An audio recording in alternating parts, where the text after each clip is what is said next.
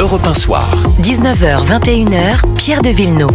Saint-Ouen-sur-Seine, en Seine-Saint-Denis, c'est l'histoire d'une école qui est au cœur d'une cité, avec des élèves évidemment qui apprennent à lire, à écrire. Et autour, qu'est-ce qu'il y a ? Eh bien, il y a des dealers qui font du trafic de drogue. Et donc, la municipalité s'est retrouvée dans la situation infernale de se dire que il faudrait peut-être déménager l'école plutôt que de déménager les dealers. Écoutez ce parent d'élève dépité.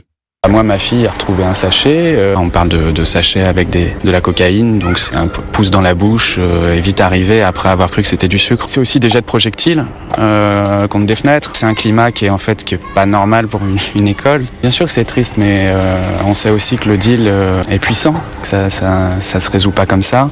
Jusqu'à présent, on arrivait à faire tenir les choses. Tout le monde est attaché à cette école. C'est une petite école. Il y a que 4 classes. C'est vraiment un endroit qui est très agréable. Qu'est-ce qu'on attend ? Est-ce qu'on attend qu'un accident arrive ou est-ce qu'on considère que suffisamment d'événements sont arrivés pour dire maintenant ça suffit ? Question, est-ce que c'est un recul du service public, Georges Fenech ? C'est même un recul de l'état de droit. C'est un recul... vous savez, on parle des zones de non-droit. Là, on a un exemple flagrant. Le territoire perdu ? Le territoire perdu de la République où l'autorité recule face au crime. Et c'est le crime qui l'emporte. C'est quand même effrayant de voir qu'on en est arrivé là. Et c'est pas d'ailleurs la première fois que ce genre de choses se produit dans notre pays. Vous vous souvenez, je crois que c'était l'université d'Aix-en-Provence qui avait eu des problèmes aussi. Donc, non, moi je pense que... J'attends vraiment de Bruno Retailleau qui a montré effectivement beaucoup de fermeté là-dessus, cette loi qui vient d'être adoptée, cette volonté manifestée à tous les niveaux, qu'elle fasse reculer le crime et qu'on ne déplace plus les écoles. Bon, alors il y a une votation demain des parents, je pense que la décision est déjà prise. Louis Oselter.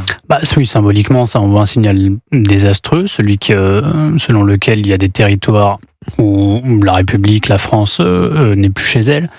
Et en fait, ça nous fait prendre la mesure du changement de dimension du narcotrafic. Et je pense que tout le monde, dans l'opinion, dans la classe politique, tout le monde n'en a pas pris la mesure. On n'est plus sur des quartiers où c'est les petits dealers, les 3 petits dealers du coin qui vendent des barrettes de shit sous le manteau. Bon, déjà, ça, c'était pas bien, c'était grave, c'était illégal, c'était tout ce que vous voulez. Mais on a affaire à des multinationales, on a affaire à des mafias. Bruno Retailleau a pu parler de mexicanisation, en tout cas de risque de mexicanisation de la France. Ça veut dire quoi concrètement pour ces quartiers ? Ça veut dire que des filiales avec des énormes moyens, recrutant des tueurs à gages qui sont prêts à tout, sont prêts à se battre à la Kalachnikov pour remporter des points de deal. Donc c'est pas des bagarres, voilà, on en est là. C'est un sujet très grave. Et il faut se donner les moyens de les combattre, mais le problème c'est que c'est à l'échelle internationale. Donc on n'a pas encore au niveau local les conséquences de ce combat mené à l'échelle internationale.